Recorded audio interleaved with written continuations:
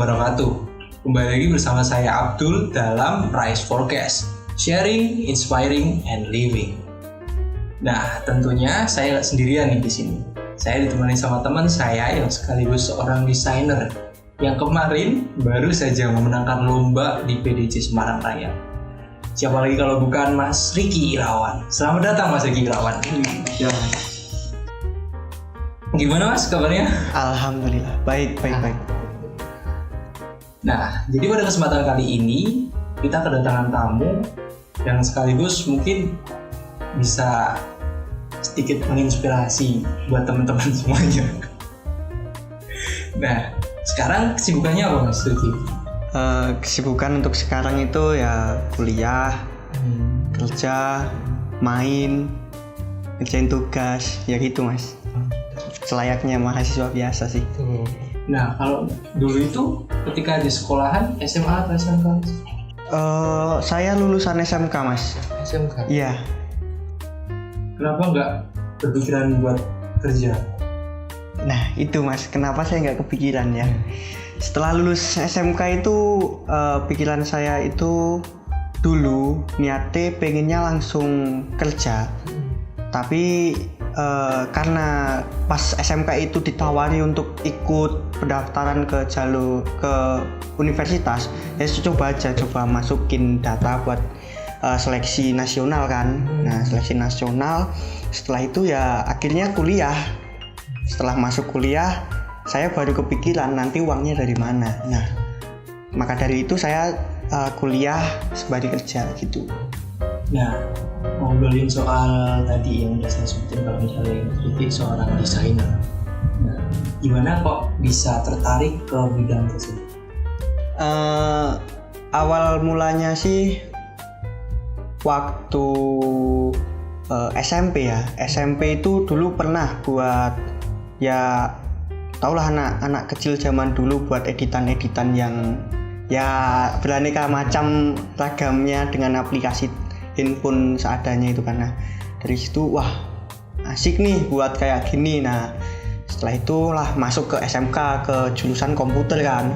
Nah di jurusan komputer itu ya mikir saya belajarnya ya bakal ke situ. Tapi ternyata enggak. Belajar dasar desain grafis di kelas 1 SMK dulu. Terus setelah itu nggak pernah ada untuk pelajaran desain grafis. Ngomong-ngomong soal desain, kira-kira udah berapa tahun belajar tentang desain? Kalau belajar tentang desain itu saya tergolong masih sangat baru Mas. Karena yaitu tadi dari latar belakangnya seperti itu, nggak pernah belajar tentang desain.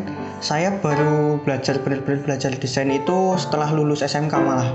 Setelah lulus SMK saya coba belajar karena pas SMK ya Mas, pas SMK saat pelajaran desain grafis itu saya nggak punya komputer, nggak punya laptop. Jadi saya belajarnya ya cuma di sekolahan aja. Itu pun praktek mungkin cuma seminggu sekali dan nggak selalu setiap minggu latihan kan. Nah, jadi terus kenapa saya berapa lama saya latihan desain grafis ini terhitung setelah lulus SMK saya masuk ke universitas dan di situ saya melihat ada lowongan desain grafis kan. Nah saya coba aja, saya nekat gitu loh Mas, nekat masukkan lamaran di desain grafis.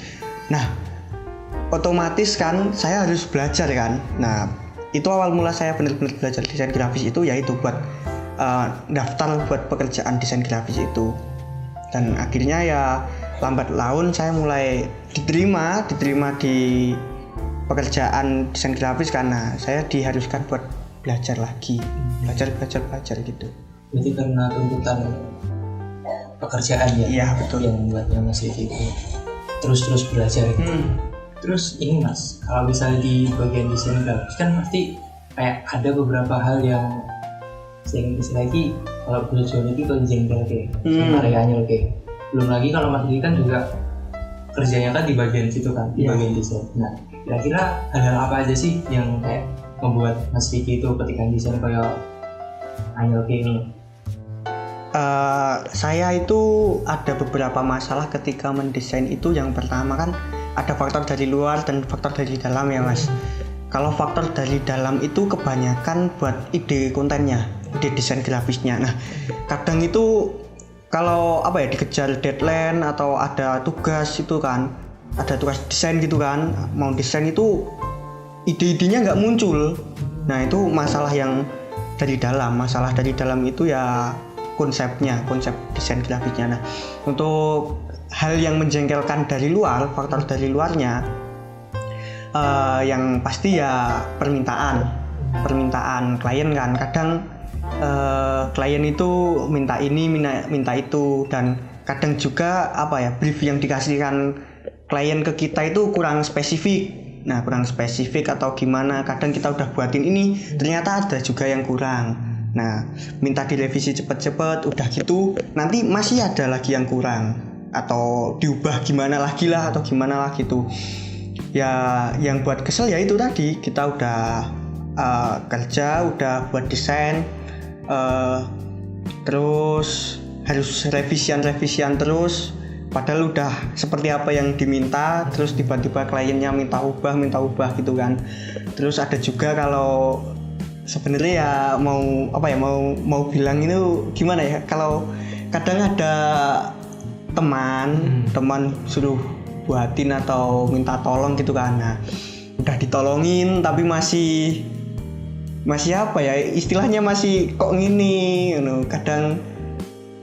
kadang gimana ya, rasanya udah dibuatin tapi kok masih nggak terima gitu loh. Dan itu kan nggak semuanya dibayar juga kan, kadang cuma minta tolong buatin ini dong.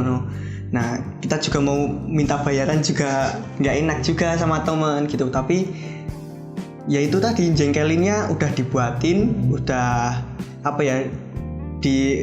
kadang kan selera desain orang-orang kan beda. Nah, kadang temen itu minta desain atau orang-orang itu minta desain nggak ada briefnya, saya cuma pengen bikin ini. Nah, kita harus mikir sendiri kan, harus mikir lagi, udah dibuatin ternyata nggak sesuai, minta diubah. Nah, itu paling jengkel Mas. Iya sih, sering sih. Nah, iya. Jadi kayak teman-teman saya minta tolongi, istilahnya minta tolong nih ngedesain ini, tapi nggak dikasih inspirasi ataupun konsepnya. Jadi cuma mau dikasih minta tolong buat ngedesain, dan ketika udah selesai desain ternyata nggak sesuai apa yang diharapin. Mohon maaf, tadi ada sedikit kesalahan teknis. Kita kembali lagi, langsung saja.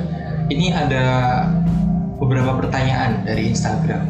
Yang pertama dari Bayu ingin dimengerti. Mas Bayu bertanya kepada Mas Riki, bagaimana untuk mengatur waktu antara kuliah, kerja, sama main? Untuk mengatur waktu ya Mas, mengatur waktu kuliah, kerja, sama main, saya yang pertama lebih ke prioritas saja, ke prioritas dulu ke kuliahnya lah. Kalau di kuliah, misal kita ada jadwal kuliah, kita kuliah dulu.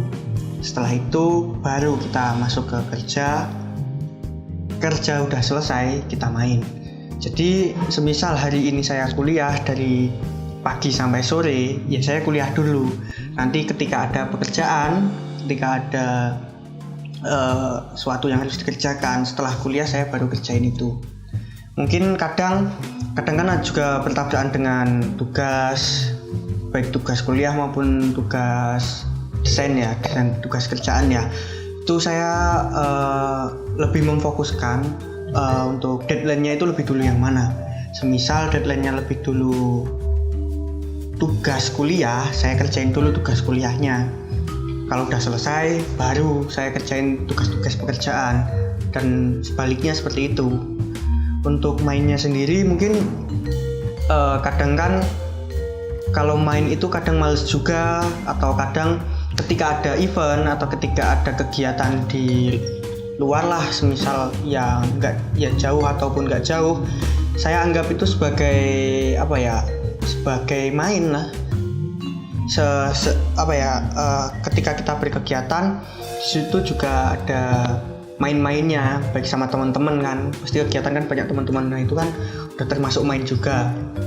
Kalau untuk main ke destinasi wisata atau ke mana buat healing gitu, kadang itu malah males, atau ya intinya sebenarnya ada waktu tapi ya cuma itu males gitu kalau untuk main. Bukannya saya nggak pernah main ya, tapi ya saya lebih memanfaatkan waktu buat istirahat lah, buat tidur atau buat apa gitu. Mungkin main ya bisa lah 2 minggu sekali atau sebulan 2 kali atau gimana gitu.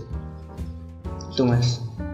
Jadi kita fokus ke prioritas utama dulu, mana yang harus didulukan. Yang seperti kita kan anak mahasiswa ya fokus utamanya ya kuliah, belajar.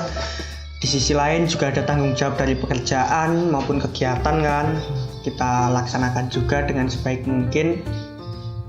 Menjadi seorang mahasiswa yang banyak kegiatan, jangan menjadikan alasan buat kita kuliah seenaknya.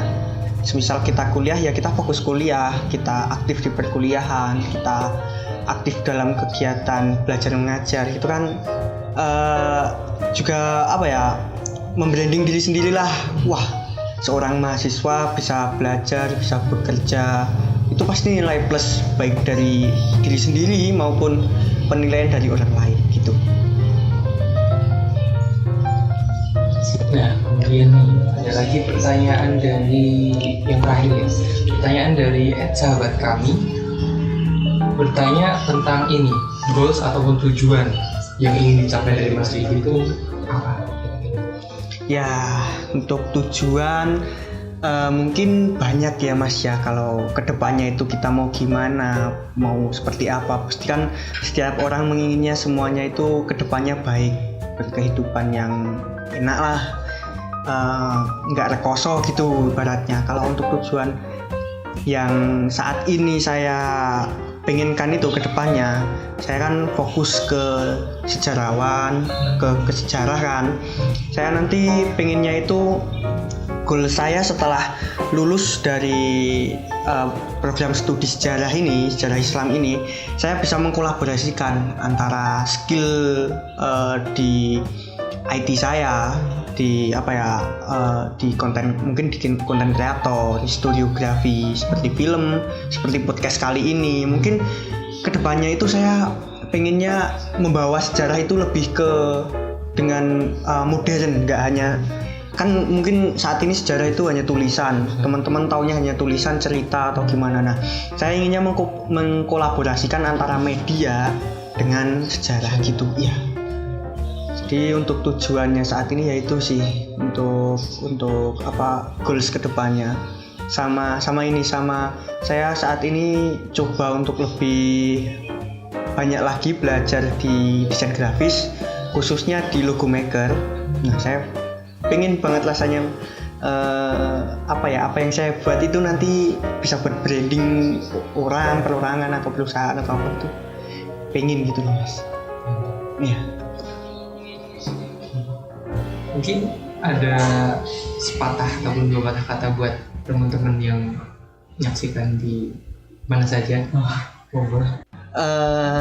Untuk apa ya, sedikit tambahan dari saya ya buat teman-teman yang bekerja, kuliah, organisasi dan lain-lain. Saya menganggap teman-teman yang melakukan semua hal itu adalah teman-teman yang luar biasa. Mereka berusaha melakukan banyak aktivitas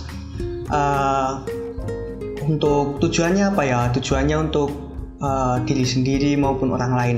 Saya sangat-sangat mengapresiasi untuk teman-teman yang kuliah sambil kerja, dari teman-teman bisa menghasilkan uang sendiri, tidak istilahnya tidak terlalu meminta ke orang tua. Itu kan sebuah pencapaian yang sangat-sangat, ya banyak orang yang mengatakan itu sepele, tapi ketika seseorang melakukan hal tersebut, melakukan kuliah sambil kerja itu, teman-teman malah banyak belajar dari pekerjaan, banyak belajar dari kuliah, banyak belajar dari mengatur waktu, mengatur kesehatan, terus wawasannya semakin luas, Untuk teman-teman yang saat ini berkecimpung di dunia kerja dan di dunia perkuliahan, saya mengharapkan teman-teman itu tidak semena-mena, terutama buat kuliahnya.